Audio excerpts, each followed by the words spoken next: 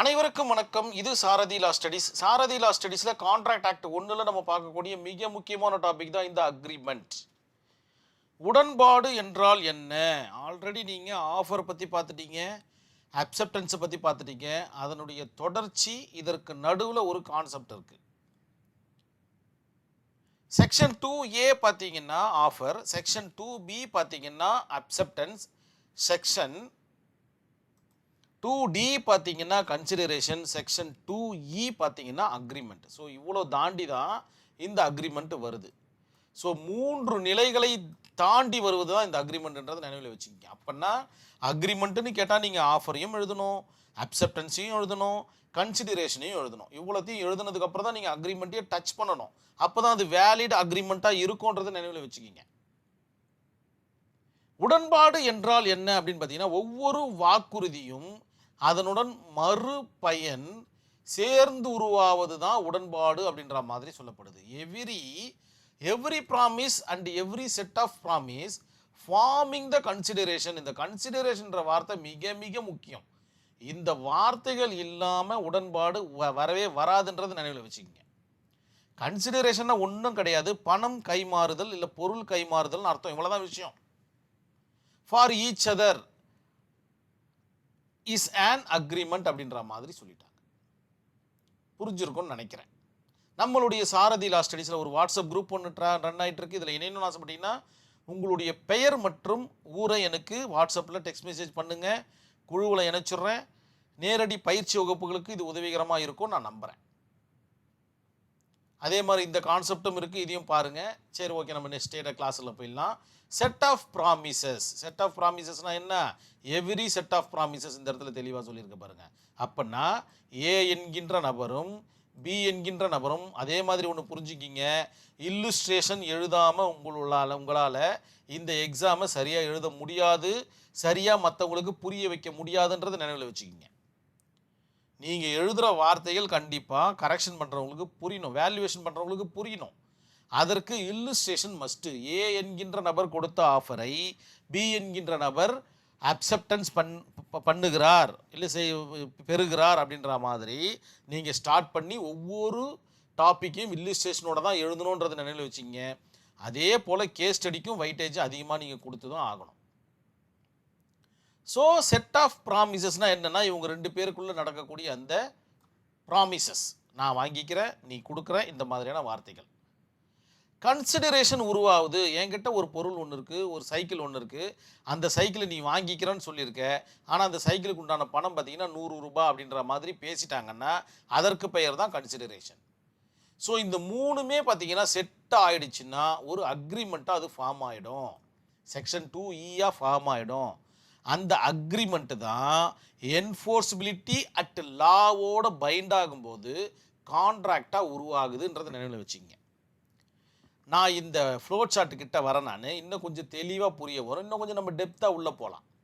ஒரு ஆஃபர்னால் என்னென்னு தெரிஞ்சு போச்சுல உங்களுக்கு. ஸோ ஒரு ஆஃபர் அப்படி இருக்குன்னாவே 2 பேர் இருக்கணும். ஒருத்தர் பேர் பார்த்தீங்கன்னா ஆஃபரர், இன்னொருத்தர் பேர் offeree. Offerer and acceptor, promisor and ப்ராமிசி.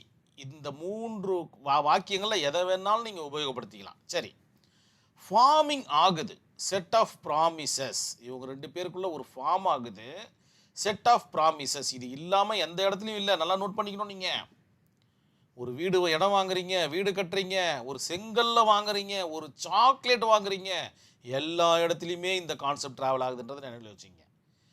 So offerer கொடுக்குற ஆஃபரை ஆஃபரி அப்செட் பண்ணிக்கிறாரு, ஒரு ஃபார்ம் ஆகுது. இவங்க 2 பேருக்குள்ள செட் ஆஃப் ப்ராமிஸ் நடக்குது. எனக்கு அந்த சாக்லேட் கொடுங்க அப்படின்னு கேட்குறீங்க. அது கவுண்டர் ஆஃபரில் இருக்குது. அவங்க எடுத்து கொடுக்குறாங்க. கொடுத்துட்டு அதுக்கு நீங்கள் 1 ரூபா பணத்தை நீங்கள் கொடுக்கும்போது ஒரு கன்சிடரேஷனோட ஒரு அக்ரிமெண்ட் அந்த இடத்துல நடந்து முடிந்து விடுகிறது. அது அப்படியே முடிச்சுட்டு போயிட்டே இருக்கும். இந்த கான்ட்ராக்ட் பார்த்தீங்கன்னா ரொம்ப ஸ்பீடாக நடக்கும். ஒரு சில நேரங்களில் அந்த கான்ட்ராக்ட் தகுந்த மாதிரி இழுக்கும். ஸோ கன்சிடரேஷன் கை மாறும்பொழுது ஒரு அக்ரிமெண்ட் உருவாகி விடுகிறது. இவ்வளோதாங்க நீங்கள் எழுதணும். இதை இல்லுஸ்ட்ரேஷன் எழுத முடியாதா? உங்களால் அழகாக ஃபார்ம் பண்ண முடியாதா? ஏன் முடியாது? உங்களால் முடியலன்னா வேறு யாரால தான் முடியும்? சாரதி லா ஸ்டடீஸ் உங்களுக்கு உறுதுணையாக இருக்க போகுது. புரியாத விஷயத்தை புரிய வைக்க போகுது. Essential element of agreement. இதெல்லாம் இருந்தால் தாங்க அக்ரிமெண்ட்டு அப்படின்னீங்கன்னா, முதல்ல ஆஃபர் இருக்கணும், அதுக்கப்புறம் அக்செப்டன்ஸ் இருக்கணும். 2 விஷயம் தெரிஞ்சு போச்சா உங்களுக்கு? தேர்ட் ஒன் பார்த்தீங்கன்னா 2 ஆர் மோர் பார்ட்டிஸ் இருக்கணும். கண்டிப்பாக 2 பார்ட்டிகள் இருக்க வேண்டும். ஏ என்கின்ற பார்ட்டி, அதற்கு பிறகு பி என்கின்ற பார்ட்டி இருக்க வேண்டும். அதற்கு மேல் எவ்வளவு பேர் வேணாலும் இருக்கலாம். செட் ஆஃப் ப்ராமிசஸ், இவர்களுக்குள்ள பார்த்தீங்கன்னா ஒரு விஷயங்கள் பரிமாற்றப்பட வேண்டும். வாக்கியங்கள்ல எழுத்துக்கள்ல அதற்கு கன்சிடரேஷன் நடக்க வேண்டும். இவ்வளவு விஷயம் பேசிட்டதுக்கு அப்புறமா கன்சிடரேஷன்ற ஒரு வார்த்தையும் அதில் இணைக்கப்பட்டிருக்க வேண்டும். அந்த அக்ரிமெண்ட்ல இவ்வளோ ரூபாய்க்காக நாங்கள் இந்த அக்ரிமெண்ட்டை நீங்கள் இது பண்ணிக்கிறோம் நாங்கள். அதே போல் ஃப்ரீ கன்சென்ட், எந்த வித சட்ட முரண்பாடுகளும் இருக்கக்கூடாது.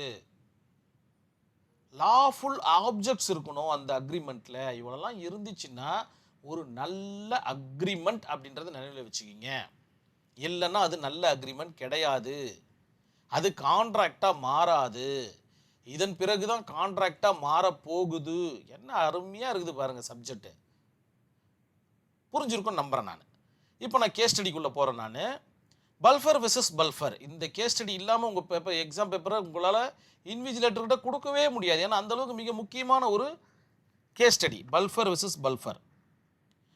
ஒரு கணவன் பார்த்தீங்கன்னா லண்டனில் பணிபுரிஞ்சு கொண்டு இருக்கிறாரு. அவங்க மனைவி பார்த்தீங்கன்னா அதே வீட்டில் இருக்கிறாங்க, அவங்களுடைய பூர்வீக வீட்டில் இருக்காங்க. மனைவிக்கு ஒரு ப்ராமிஸ் பண்ணுறாரு. Promise, every set of promise இல்லையா? ஸோ மனைவிக்கு ப்ராமிஸ் பண்ணுறாரு, மாதம்னா உனக்கு 30 யூரோ பார்த்தீங்கன்னா உனக்கு நான் கொடுத்துட்றேன் அப்படின்ற மாதிரி ப்ராமிஸ் பண்ணிட்டு போயிடுறாரு. ஆனால் அதன் பிறகு அவர் கொடுக்கவே இல்லை. குடும்ப செலவுக்கு அவர் கொடுக்கவே இல்லை. இந்த அம்மா என்ன பண்ணுறாங்கன்னு பார்த்தீங்கன்னா ஆனரபிள் கோர்ட்டில் போயிட்டு கோர்ட்டை வந்து கேஸை ஃபைல் பண்ணுறாங்க. ஆனரபிள் கோர்ட் என்ன மாதிரியான ஜட்ஜ்மெண்ட் கொடுக்குது அப்படின்னு பார்த்தீங்கன்னா, இது ஒரு குடும்ப ஒப்பந்த சட்டமாகும். 2 பேருக்குள்ளே இருக்கிறது என்ன? குடும்ப ஒப்பந்த சட்டம். அதனால் இதற்கு சட்ட ரீதியான தொடர்பு, லீகல் இன்டென்ஷன் பார்த்தீங்கன்னா இல்லாமல் இருப்பது. எப்படி ஒரு கிஃப்ட்டுக்கு கன்சிடரேஷன் இருக்கக்கூடாதோ அதே போல் குடும்ப உறவுக்குள்ளே பெருசாக கான்ட்ராக்ட் இருக்கக்கூடாது. அதனால் இது ஒப்பந்தமே இல்லை அப்படின்ற மாதிரி சொல்லிடுறாங்க. இன்னும் தெளிவாக அதாவது பார்த்திங்கன்னா அக்ரிமெண்ட்டுக்கு உண்டான விஷயத்தை நான் சொல்லிட்டேன். இன்னும் தெளிவாக இந்த கேஸ் ஸ்டடியை ப்ரீஃபாக சொல்கிறேன். எந்தெந்த இடத்துலலாம் தேவைப்படுது அந்த இடத்துல யூஸ் பண்ணிக்கலாம்.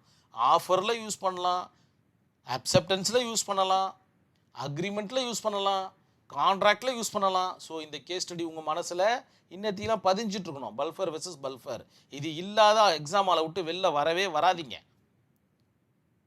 இது தெரியாமல் எக்ஸாம் ஹாலுக்குள்ளே போகவே போகாதீங்க. வீட்டில் இருந்துக்குங்க. சரி, தெரிஞ்சிட்டு இருப்பீங்கன்னு நினைக்கிறேன். அதனுடைய வைட்டேஜுக்காக தான் இவ்வளோ விஷயத்தை நான் சொல்கிறது. மொஹரி பிபி அடுத்த கேஸ் ஸ்டடி பாருங்கள். மொஹரி பிபி வெர்சஸ் தர்மதாஸ் கோஷ். இந்த கேஸ் ஸ்டடியும் பார்த்தீங்கன்னா மிக மிக அவசியமான ஒரு கேஸ் ஸ்டடி. இந்த கேஸ் ஸ்டடியில் என்னென்னா, சிறுவன் தனது சொத்துக்களை வைத்து அடமான கடன் பெறுகிறார். இந்த இடத்துல என்ன சொல்லியிருக்கோம் இதுக்கு முன்னாடி? சிறுவர்கள் கான்ட்ராக்டுக்கு தகுதியற்றவர்கள்னு சொல்லியாச்சு. ஆனால் இந்த இடத்துல என்ன நடக்குதுன்னு பார்த்தீங்கன்னா, சிறுவன் தனது சொத்துக்களை அடமானம் வைத்து பணம் பெறுகிறார், கடன் பெறுகிறார். சிறுவர்களுடன் செய்து கொள்ளும் ஒப்பந்தம் ஆரம்பத்திலிருந்தே செல்லாது. ஆப் இனிட்டியோ அப்படின்ற ஒரு வார்த்தையை உபயோகப்படுத்துங்க. அது தனி வீடியோவாக வரப்போகுது, கவலை கொள்ள வேண்டாம். எல்லாத்துக்கும் வீடியோ வரப்போகுது. சிறுவர்களுடன் செய்து கொள்ளும் ஒப்பந்தம் ஆரம்பத்திலிருந்து செல்லாது அப்படின்றத மட்டும் இந்த அக்ரிமெண்ட்டுக்கு எழுதிட்டிங்கன்னா போதும். மற்றபடிக்கு நீங்கள் வேறு எதுவும் எழுத வேண்டிய அவசியம் கிடையாது. கண்டிப்பாக இந்த வீடியோ உங்களுக்கு புரிஞ்சிருக்கும் நம்புகிறேன். நன்றி, வணக்கம்.